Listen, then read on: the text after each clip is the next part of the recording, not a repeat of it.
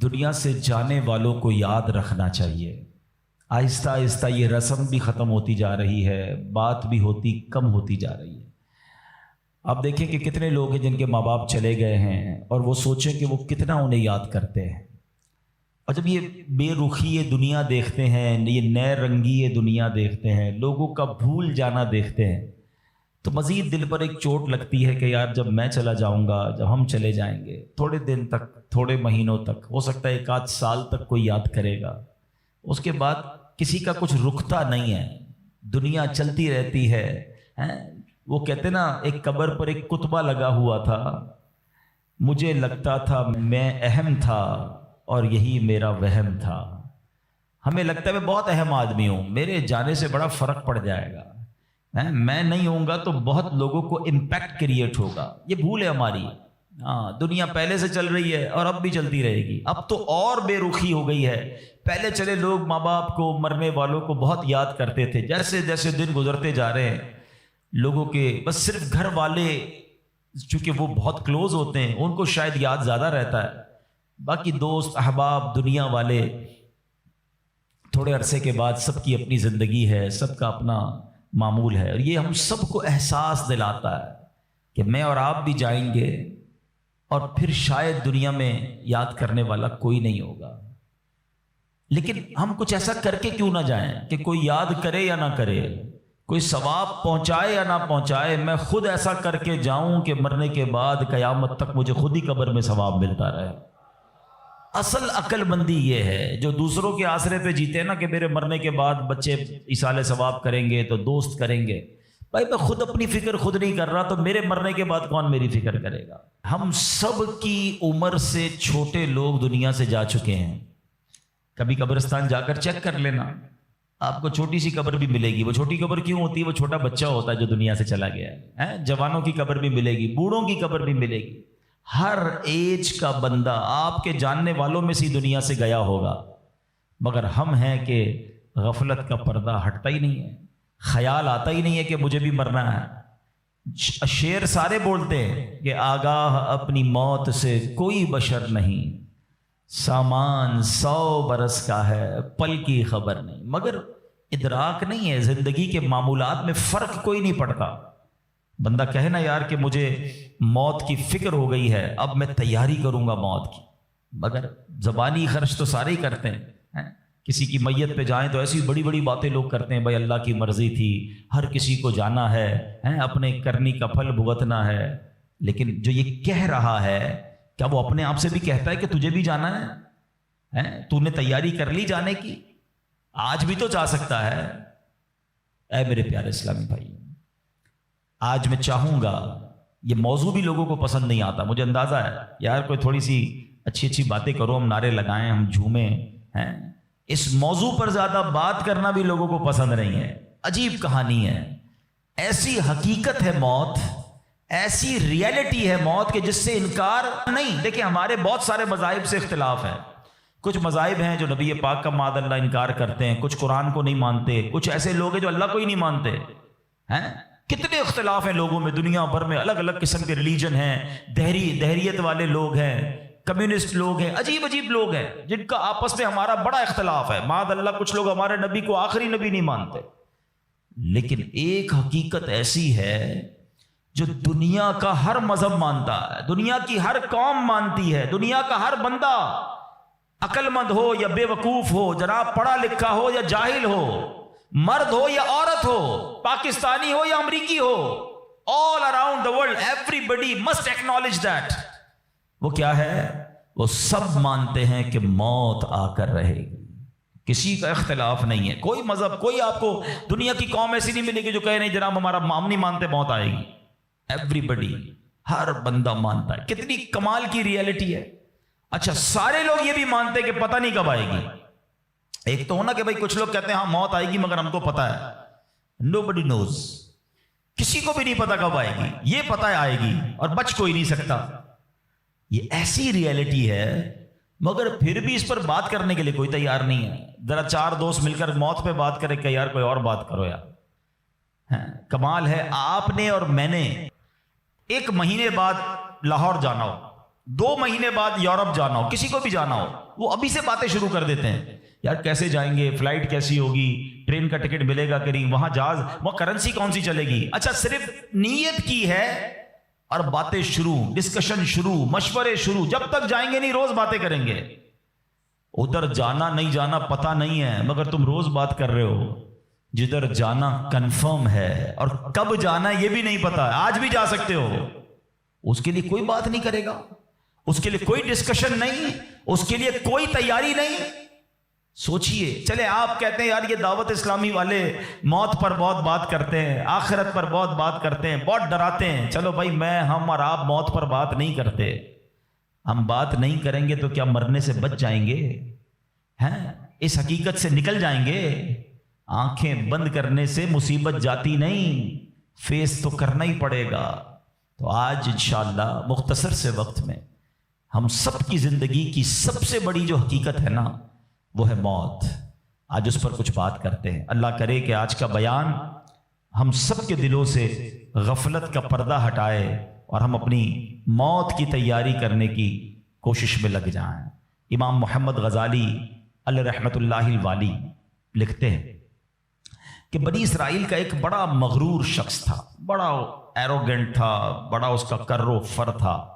ایک بند کمرے میں بیٹھا تھا، اچانک ایک شخص کمرے میں داخل ہوا اور اس مغرور شخص کی طرف لپکا، تو وہ بڑا تکبر والا آدمی تھا، وہ بڑا غصے میں آ گیا اور کہتا کہ تم ہو کون؟ میرے کمرے میں آ کیسے گئے؟ تمہیں آنے کی اجازت کس نے دی؟ تم جانتے نہیں میں کون ہوں؟ تو جو اندر آنے والا شخص تھا وہ کہتا ہے مجھے اس گھر کے مالک نے اجازت دی ہے، اور میں وہ ہوں جسے کوئی دربان روک نہیں سکتا، میں وہ ہوں جس کو کسی سے اجازت لینے کی ضرورت پڑتی نہیں ہے، مجھے کسی کا دبدبا ڈرا نہیں سکتا، نہ ہی مجھ سے کوئی مغرور اور سرکش شخص بچ سکتا۔ اب جیسے ہی یہ باتیں سنی نا تو مغرور شخص جو تھا وہ ڈرنے لگا، وہ کانپنے لگا، وہ گھبرا گیا۔ وہ کہتا ہے کہ آپ تو ملک الموت معلوم ہوتے ہیں، کیونکہ جس کو کوئی نہیں روک سکتا، جس کو کسی کی اجازت کی ضرورت نہیں ہے، جس کو کسی کا دبدبا کرو فر ریزسٹ نہیں کر سکتا، وہ ملک الموت کے سوا تو کوئی نہیں۔ لگتا ہے آپ ملک الموت ہیں؟ تو فرماتے ہاں میں ملک الموت ہوں۔ اب وہ شخص تو بڑا گناہگار تھا، وہ رونے لگا، چیخنے لگا کہ حضور تھوڑی سی مہلت دے دیں، کچھ نیکیاں کر لوں، توبہ کر لوں، اللہ کو راضی کر لوں، ابھی میری روح قبض نہ کریں۔ ہائے ہائے، ملک الموت فرماتے تمہاری سانسیں پوری ہو گئی ہیں، اب تمہیں کوئی ٹائم نہیں ملے گا۔ اگر تم نے، وہ پوچھتا ہے حضور مجھے کہاں لے جایا جائے گا مرنے کے بعد؟ فرمایا اس مقام پر جہاں تو نے اعمال بھیجے ہیں، اس گھر کی طرف جو تو نے تیار کیا ہے۔ وہ شخص کہے گا حضور میں نے تو کوئی گھر تیار نہیں کیا، کوئی نیکی آگے نہیں بھیجی۔ ملک الموت فرماتے ہیں پھر تمہیں بھڑکتی آگ کی طرف لے جایا جائے گا، جہاں تمہارے گوشت پوشت وہ آگ نوچ لے گی۔ یہ کہہ کر ملک الموت نے اس شخص کی روح کو قبض کیا، اس کے پورے گھر میں کوہرام مچ گیا، گھر والے رونے لگے۔ اے میرے پیارے اسلامی بھائیوں، یہ واقعہ ہم سب کو کیا سکھا رہا ہے کہ جب موت آنی ہے نا، جب وہ وقت آ جانا ہے تو پھر 1 منٹ بھی آگے پیچھے نہیں ہو سکے گا، کوئی اس کو ڈیلے نہیں کر سکے گا، بلکہ جس حالت میں ہوں گے نا اسی حالت میں روح قبض کر لی جائے گی۔ ہماری موت کا وقت لکھا ہے، مقام بھی لکھا ہے، یہ چینج نہیں ہو سکتا۔ اگر موت سمندر میں لکھی ہے تو $2.5 لاکھ دے کر بھی بندہ وہاں پہنچتا ہے جہاں موت لکھی ہے۔ اگر موت کشتی سے ڈوب کر ہونا لکھی ہے تو 22 لاکھ دے کر بھی سینکڑوں لوگ ہمارے وطن سے جاتے ہیں اور ان کی موت یورپ کے سمندر میں جا کر ہو جاتی ہے۔ اللہ پاک جو بھی ان میں مسلمان ہیں سب کی مغفرت فرما، مگر میں نے اور آپ نے اس سے عبرت کیا لی کہ بندہ وہاں پہنچے گا جہاں اس کی موت لکھی ہوئی ہے۔ ایک بار حضرت سلیمان علیہ نبینا علیہ الصلوۃ والسلام کی بارگاہ میں ایک شخص بیٹھا تھا۔ آپ کی بارگاہ میں ملک الموت آیا اور اس شخص کو ذرا گھور کے دیکھنے لگے، واپس چلے گئے۔ وہ شخص کہتا حضور یہ کون تھے جو آئے تھے اور مجھے گھور کے دیکھ رہے تھے؟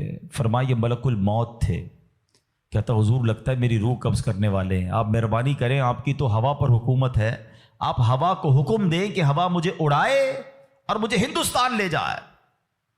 حضرت سلیمان بیت المقدس کے علاقے میں رہتے تھے نا.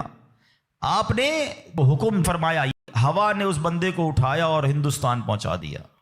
کچھ دنوں کے بعد پھر ملک الموت آیا حضرت سلیمان علیہ السلام کی بارگاہ میں. آپ نے فرمایا تم میرے ساتھی کو کیوں گھور رہے تھے جب آئے تھے تو؟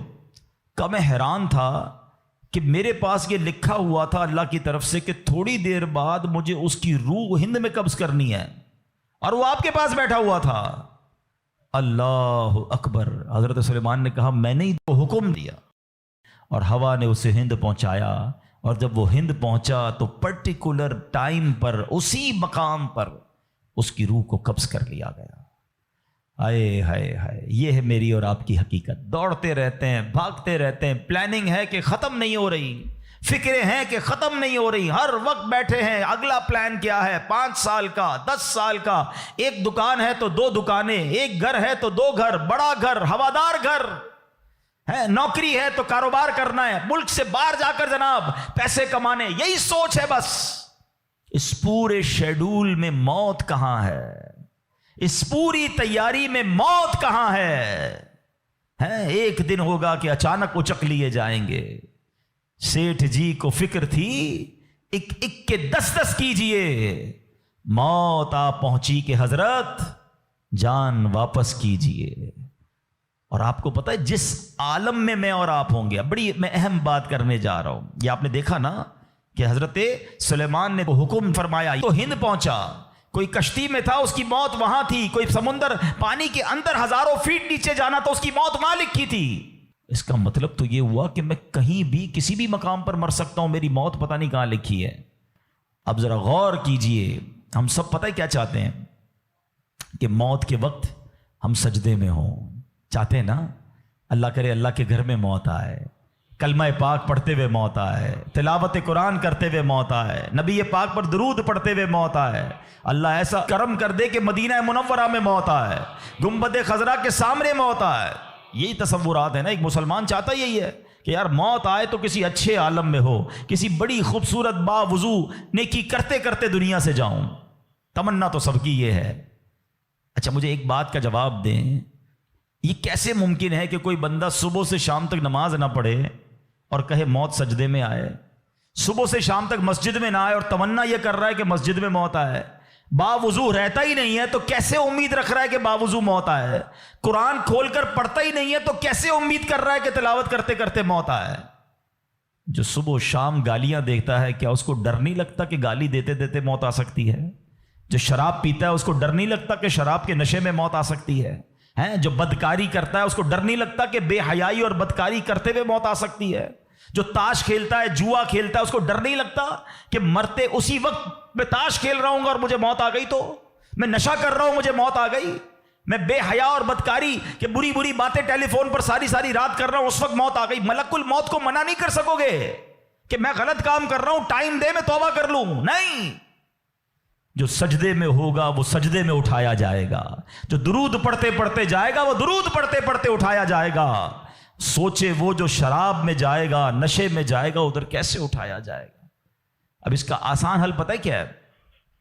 کہ بندہ زندگی ایسے گزارے کہ جس حال میں مرنا نہیں چاہتا نا وہ کام چھوڑ دے. عقل بندی یہ ہے کہ اپنے دن کا شیڈیول ایسا بنائے کہ میں وہ کام ہی نہ کروں جس میں مرنا نہیں چاہتا, ورنہ میں روک نہیں سکوں گا موت کو. آپ چاہتے ہیں اچھی موت ہو؟ میں بتاتا ہوں کس کی اچھی موت آ سکتی ہے. جو ماشاءاللہ 5 ٹائم پابندی سے نماز پڑھتا ہے, جو روزانہ تلاوت قرآن کرتا ہے, جو بار بار تسبیح نکال کر تسبیح بھی پڑھتا ہے, درود بھی پڑھتا ہے, جو دکان پر بھی جاتا ہے تو نماز کا ٹائم ہو تو نماز کے لیے کھڑا ہو جاتا ہے, جو حلال روزی کماتا ہے, جو گناہوں سے اپنے آپ کو بچاتا ہے. ارے اس کی تو 24 گھنٹے میں کبھی بھی موت آنی ہے. سبحان اللہ, وہ رات کو سوتا ہے تو باوضو سوتا ہے, اس نیت سے سوتا ہے کہ فجر میں اٹھنا ہے. رات کو بھی جائے گا تو انشاءاللہ شہید کا مرتبہ پائے گا. دن میں کسی وقت موت آئے گی تو کوئی اچھا ہی کام کر رہا ہوگا نا. اب آپ سوچ لیں کس عالم میں مرنا ہے. اچھا ایک اور دل پر چوٹ کرنے والا جملہ سن لو. کون کون چاہتا ہے مرتے وقت زبان پر کلمہ طیبہ جاری ہو؟ ہائے ہائے, فضیلت پتہ ہے کیسی ہے؟ حدیث پاک میں آتا ہے جس کی زبان پر, حدیث کا مضمون ہے, آخری کلمہ لا الہ الا اللہ ہوگا, دخل الجنہ, وہ جنت میں داخل ہو جائے گا. ہر مسلمان چاہتا ہے, ٹھیک ہے, آپ سب نے ہاتھ اٹھایا کہ آپ سب چاہتے ہیں مرتے وقت کلمہ پاک زبان پر ہو. اب ہاتھ نہیں اٹھانا, آپ سے پوچھ رہا ہوں, اپنے آپ سے ہی پوچھ رہا ہوں, آج پورے دن میں کتنی بار کلمہ پڑھا ہے؟ اس پورے ہفتے میں کتنی بار کلمہ پڑھا ہے؟ عجب کہانی ہے ہماری, یقین کریں عجب کہانی ہے. مرتے وقت سب کو کلمہ چاہیے, زندگی میں کلمہ پڑھنے کا ٹائم نہیں ہے. اللہ اکبر. سکرات کو جانتے ہو کیسا ہوگا؟ زبانیں سخت ہو جائیں گی, بندہ اتنی تکلیف میں ہوگا کہ کوئی لفظ ہی نہیں نکلتا منہ سے. ہمارا تو بخار میں لفظ نہیں نکلتا, سکرات کی کیا بات کروں میں. جس وقت زبانیں بھاری ہوں گی کلمہ کیسے ادا ہوگا جب تم نے زبان کو عادی نہیں بنایا. ہاں, ایک بزرگ کا بڑا پیارا کال میں نے سنا تھا, وہ فرماتے ہیں اپنی زبان کو کلمے کا عادی بناؤ, جس وقت سکرات کا عالم ہوگا زبان بھاری ہوگی اس وقت بھی کلمہ جاری ہو جائے گا. مبارک ہونے جو روز کلمہ پاک کم از کم ایک تسبیح تو پڑھ لیا کرے یار. 100 بار کلمہ پڑھنے میں دیری کتنی لگتی ہے. کلمہ پاک اچھا, افضل الذکر حدیث پاک میں کہا گیا سب سے بہترین ذکر جو ہے وہ لا الہ الا اللہ ہے. کتنا کرتے ہیں ہم؟ سوچے نا, ہم اب اپنے آپ کو کتنا دور رکھے ہوئے ہیں اپنی موت کی تیاری سے, اپنی آخرت کی تیاری سے, اپنی قبر کو روشن کرنے کی تیاری سے. نہ کریں میرے پیارے اسلامی بھائیوں ایسا. صرف دنیا نہیں ہے, ہم اس دنیا میں آئے ہیں نا. قرآن کہتا ہے, سورہ ملک پڑھتے رہتے ہو نا, قرآن میں رب کیا فرماتا ہے؟ الذی خلق الموت والحیات لیبلوکم ایکم احسن عملا. اللہ اکبر. اس میں کیا فرمایا رب نے؟ جس نے موت اور زندگی پیدا کی کہ تمہاری جانچ ہو کہ تم میں کس کا کام زیادہ اچھا ہے. میں اور آپ جو آئے نا دنیا میں, واٹ از دا ریزن؟ موت اور زندگی کو پیدا کرنے کا مقصد یہ ہے کہ چیک کیا جائے کون اچھے کام کر کے آتا ہے. یعنی آسان لفظوں میں ہم سب کو امتحان کے لیے بھیجا گیا ہے. ہم اس دنیا میں آئے ہیں, ہمارا ٹیسٹ ہو رہا ہے. آپ کہیں یار اتنا بڑا ٹیسٹ؟ ہاں, یہ 50 60 70 سال کا ٹیسٹ ہے. اور اس کے بعد جو اچھے اعمال لے کر جائے گا, 3-4 گھنٹے کے امتحان کے بعد ایک کلاس آگے بڑھتے ہو نا, ایک آپ کا درجہ آگے بڑھتا ہے. تھوڑا ٹیسٹ بڑا ہے مگر انعام ایسا ہے کہ جنت میں داخل ہو گئے تو پھر کبھی نکالے نہیں جائیں گے. ہاں, قرآن کہتا ہے ہم فیہا خالدون, ہمیشہ ہمیشہ جنت میں رہیں گے. اگر جنت میں جانا ہے تو یہ ٹیسٹ پاس کرنا ہے. یاد رکھیے, صحابی رسول حضرت طارق محاربی رضی اللہ تعالیٰ فرماتے ہیں, اللہ پاک کے آخری نبی صلی اللہ تعالی علیہ وسلم نے مجھے نصیحت کرتے ہوئے فرمایا, یا طارق استعد للموت قبل الموت. اے طارق, مرنے سے پہلے موت کی تیاری کر لو. ہاں, یہ نبی پاک نے فرمایا. اچھا, میں ایک سوال کرنا چاہتا ہوں. اگر میں آج آپ سے ایک سوال کروں کہ ہم میں سے کسی کو پتہ چل جائے کہ کل کا دن آپ کی زندگی کا آخری دن ہے اور کل رات آپ دنیا سے چلے جائیں گے, ایک دن ہے آپ کے پاس, ایک مسلمان اس ایک دن کو کیسے گزارے گا؟ سچ بتائیے. کیا وہ کل دکان پہ جا کے کاروبار کرے گا؟ کیا وہ کل جا کے پیسے ڈبل کرنے کی کوشش کرے گا؟ کیا وہ کل جا کے فرنیچر مارکیٹ میں فرنیچر بنوائے گا؟ یا کل جا کے معاذ اللہ دوستوں کے ساتھ فلم دیکھنے گیا چاہے گا چلو یار آخری دن ہے ذرا موج مزے کر لوں؟ یہ کیا کرے گا؟ اگر عقل مند مسلمان ہوا تو ایک دن ہے تو مسجد میں گزارے گا, تلاوت میں گزارے گا, توبہ میں گزارے گا, ذکر و اذکار میں گزارے گا, ہیں اللہ پاک سے معافی میں گزارے گا, کیونکہ آخری دن ہے. یہی کرو گے نا اگر پتہ چل جائے. مجھے بتاؤ کیا ہمیں پتہ ہے ہمارا آخری دن ہے کہ نہیں ہے؟ ہمیں تو کل کی بات چھوڑے آج رات کا نہیں پتہ ہے, تو پھر کیوں تیاری نہیں کر رہے؟ پتہ چل جائے تو تیاری کریں گے. میں تو پہلے ہی بتا رہا ہوں آپ کو. آپ میں سے کتنے لوگ بیٹھے جن کو پتہ ہے کل صبح تک زندہ رہیں گے؟ مجھے بھی نہیں پتا, آپ کو بھی نہیں پتا. جب پتہ ہی نہیں ہے تو پھر کیوں تیاری نہیں کر رہے؟ پھر کیوں توبہ نہیں کر رہے؟ پھر کیوں حرام کی طرف ہم جاتے ہیں؟ خدا را یاد رکھیے میرے پیارے اسلامی بھائیوں, قبر میں جا کر اتنا پچھتاوا ہوگا گناہگار کو. بلکہ روایتوں میں آتا ہے, پیارے آقا علیہ الصلوۃ والسلام نے فرمایا جس کا مضمون ہے مرنے کے بعد نیک بھی پچھتائے گا, گناہگار بھی پچھتائے گا. عرض کی حضور گناہگار پچھتائے گا, یہ تو سمجھ آتا ہے, نیک کیوں پچھتائے گا؟ فرمایا گناہگار تو گناہ کی وجہ سے پچھتائے گا. حدیث کا خلاصہ ہے. فرمایا نیک اس لیے پچھتائے گا جب وہ آخرت میں نیکیوں کا اجر دیکھے گا نا, تو وہ کہے گا کاش میں اور نیکیاں کر لیتا. وہ جو فضول ٹائم ضائع کیا تھا اس میں اور اللہ کا ذکر کرتا, اور نوافل پڑھتا, اور عبادت کرتا. تو یقین جانیے میرے پیارے اسلامی بھائیوں, یہ زندگی, یہ جو ہماری سانسیں چل رہی ہیں نا, ابھی چاند سے ہمارے پاس, جتنی نیکیاں کرنی ہے کر لیں. جس دن سانس بند ہوئی نا اس دن عمل نہیں ہوگا, اس دن جزا ملے گی. آج دار العمل ہے, today is the time of action, And tomorrow is the time of accountability. उस दिन सिर्फ जजा होगी, या तो आपको अल्लाह ना करे गुनाहों की वजह से किसी को सजा मिलेगी या नेकियों का अजर मिलेगा। आज वक्त है नेकियां करने का। कब्र में उतारे जाने के बाद कोई चांस नहीं होगा। अच्छा, आपको पता है जब कब्र में बंदा जाता है, किसी का भी इंतकाल होता है, तो घर वाले क्या कहते हैं, खानदान वाले क्या कहते हैं, मैयत ने पीछे क्या छोड़ा है? आपको पता है? फरिश्ते क्या कहते हैं? मैयत ने आगे क्या भेजा है। असल ये बात समझ लीजिएगा, हमने आगे क्या भेजा है। खुश नसीब है वो लोग जो आगे भेजकर तैयारी कर रहे हैं। वो एक वाकया कई बार बयानात में आपने सुना होगा कि एक बादशाह था और उसने अपनी सल्तनत में एक बड़ा अजीब सा मुकाबला करवाया। बादशाह आदमी था, जो उसके दिमाग में, उसने कहा जरा चेक करो मेरी सल्तनत में सबसे बड़ा बेवकूफ कौन है। सारे बेवकूफों को जमा किया गया, बेवकूफों का टेस्ट लिया गया। वजीरों ने एक बंदे को सेलेक्ट किया, का बादशाह सलामत ये बंदा सबसे बड़ा बेवकूफ, सबसे बड़ा बेवकूफ का चेक कर लिया, का चेक कर लिया। बादशाह सलामत ने अपनी सोने की हीरे की माला उतारी और उसको पहनाई, का तुम्हारा ये इनाम। वो बेवकूफ घर चला गया खुशी खुशी। थोड़े दिनों बाद उस बेवकूफ को पता चला कि बादशाह सलामत बहुत बीमार है।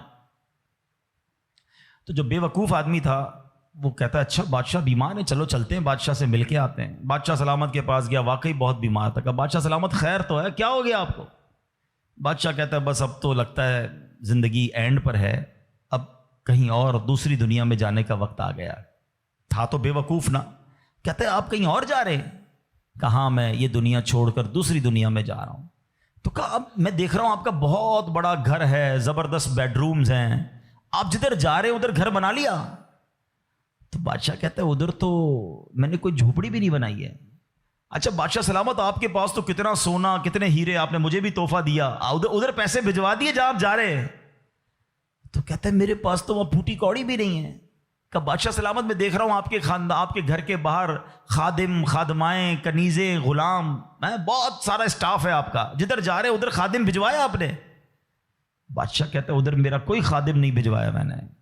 वो बेवकूफ पता है क्या करता है, अपनी माला उतारता है और बादशाह के गले में डालता है। कहता है बादशाह सलामत पर मुझसे बड़े बेवकूफ तो आप हुए ना, हैं? आपको पता है कि आपके कहीं और जा रहे हैं, ना घर बनाया, ना पैसे भिजवाए, ना खादिम भिजवाए, तो मुझसे बड़े बेवकूफ तो आप हुए ना। ये है तो बज़ाहिर वाकया, मगर ये हम सब के लिए लेसन नहीं है। आपसे और मुझसे कोई पूछता है घर कहाँ है, कोई कहता है रनछोड़ लाइन में, कोई कहता है गार्डन में, कोई कहता है क्लिफ्टन में। हैं जन्नत में घर है कि नहीं? उधर घर बनाया कि नहीं बनाया? उधर किधर रहोगे? इधर नरम बिस्तर के बगैर जिसको नींद नहीं आती, रात को पंखा ना चले तो बेचैन हो जाए, यूपीएस लगाए, जनरेटर लगाए, थोड़े पैसे आए तो एसी लगाया। कब्र में अगर आग भड़क रही है तो फिर क्या किया है हमने? इधर कितना सोएंगे और उधर कितना सोना है पता है आपको? हजरत आदम अलैहिस्सलाम से लेकर आज तक लोग कब्र में जा रहे हैं, हम कब्र में उतार रहे हैं लोगों को, सब कब्र में हजारों साल से हैं। पता नहीं कितने 100 कितने 1000 साल रहना पड़ेगा, मगर कब्र रोशन है कि नहीं कोई टेंशन नहीं किसी को। जिसका यहां नरम बिस्तर है ना, जिसको नरम तकिए के बगैर नहीं नींद नहीं आती, वो सोचे मैं सांप और बिच्छुओं के साथ कैसे सोऊंगा। कब्र ने अगर दबा दिया और पसलियां तोड़ दी तो मेरा बनेगा क्या? अगर कब्र में आग भड़का दी गई तो मैं किधर जाऊंगा, किसको पुकारूंगा? वल्लाह कब्र की तैयारी करनी है, खुदा की कसम मारे जाएंगे अगर अल्लाह नाराज हुआ। फिक्र करनी दुनिया में है, एक्स्ट्रा टाइम नहीं मिलेगा। आजकल मोबाइल कंपनियां मैसेज करती हैं जनाब आपका 70% डाटा यूज हो गया है, टॉपअप करवा लें, पैसे डलवा लें, 80% खत्म हो गया, आजकल आखिरी दिन है आपके मोबाइल के पैकेज का। हम पैसे पकड़ के डलवाते हैं, यार मोबाइल बंद हो जाएगा, लेकिन हमारी जिंदगी का कोई मैसेज नहीं आएगा कि एक दिन रह गया है 70% गुजर गई, 80 गुजर गई, अब 3 दिन रह गए, तौबा कर लो। नहीं, पता नहीं होता, बंदा सुबह घर से निकलता है और शाम जनाजा आता है, ऐसा नहीं होता। खुदारा आज के इस इज्तिमा को गनीमत जानिए, गफलत से बाहर आइए, अपनी बुरी आदतों से हम तौबा करें। आपको पता है ये हमारे पास कासिद भेजे जाते हैं, मौत के भी कासिद होते हैं। एक बुजुर्ग के बारे में आता है कि उन्होंने अपने घर में कब्र खुदवाई हुई थी। अल्लाह वाले देखो कैसे याद करते थे मौत को, रोज कब्र को देखते थे, हैं कब्र में जाके लेटते थे। تو ایک وقت آیا اور انہوں نے کہا ٹھیک ہے اب قبر کو بند کر دو، مجھے ضرورت نہیں ہے. تو لوگوں نے کہا کیوں کہہ رہے ہیں ایسا؟ تو انہوں نے فرمایا کہ میں قبر کا یہ تابوت اس لیے رکھا ہوا تھا کہ میں دیکھتا تھا تو مجھے آخرت یاد آتی تھی. اب میری داڑھی میں سفید بال آ گیا ہے، اب یہ سفید بال مجھے موت کی یاد دلاتا رہے گا.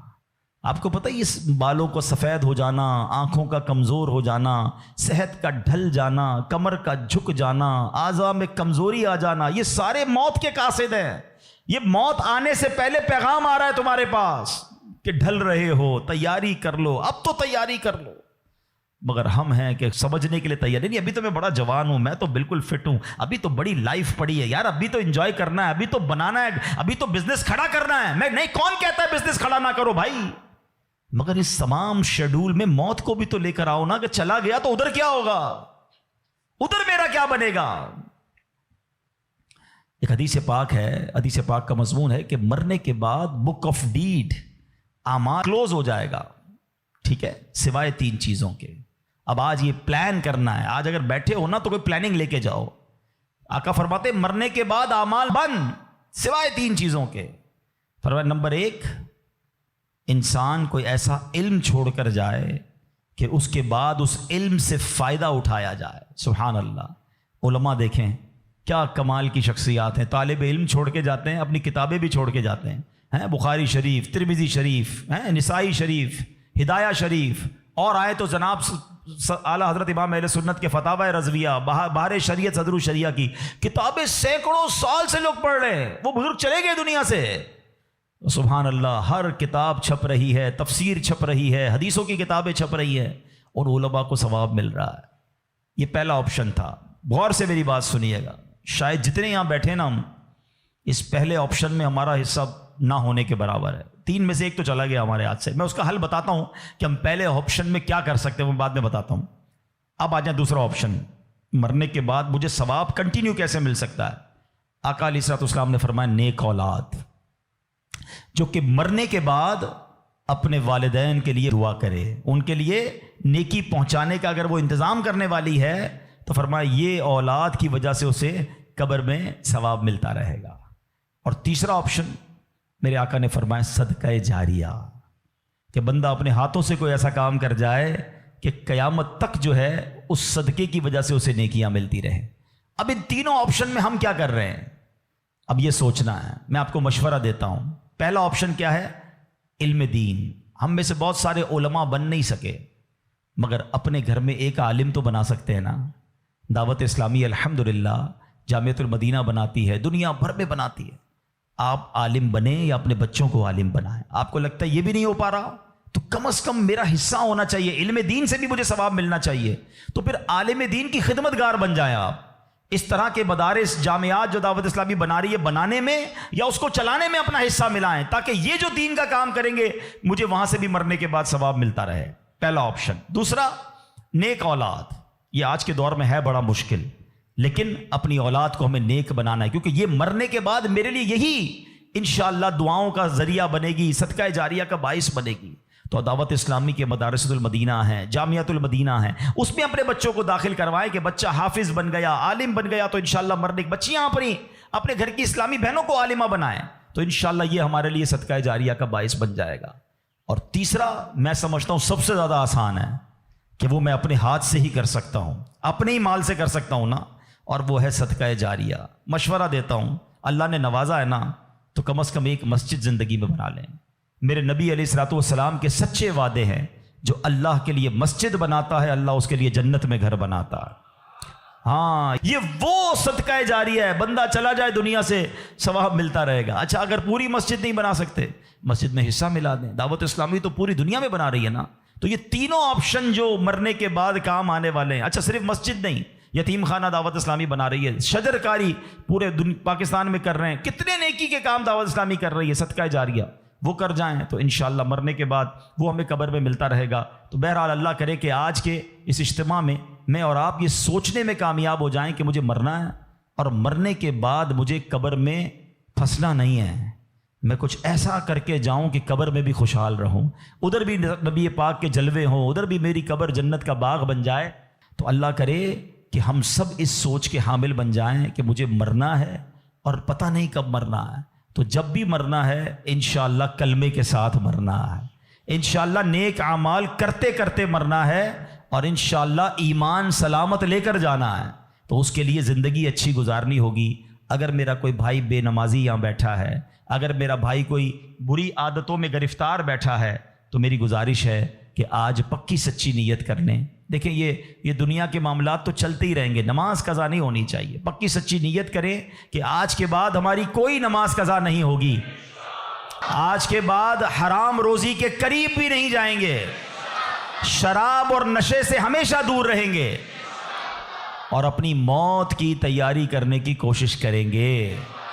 ہاں, دعوت اسلامی والوں سے وابستہ رہیے. الحمدللہ کمال کا ماحول ہے, بار بار آخرت یاد دلاتا ہے, بار بار موت یاد دلاتا ہے, تاکہ ہمیں یاد رہے, ہم بھول نہ جائیں اور اس کی تیاری میں مصروف رہیں. اللہ پاک ہم سب کو اپنی آخرت کی فکر کرنے اور صدقہ جاریہ والے کام کرنے کی توفیق عطا فرمائے. الصلاۃ والسلام علیک یا سیدی یا رسول اللہ وعلی آلک و اصحابک یا خاتم النبیین.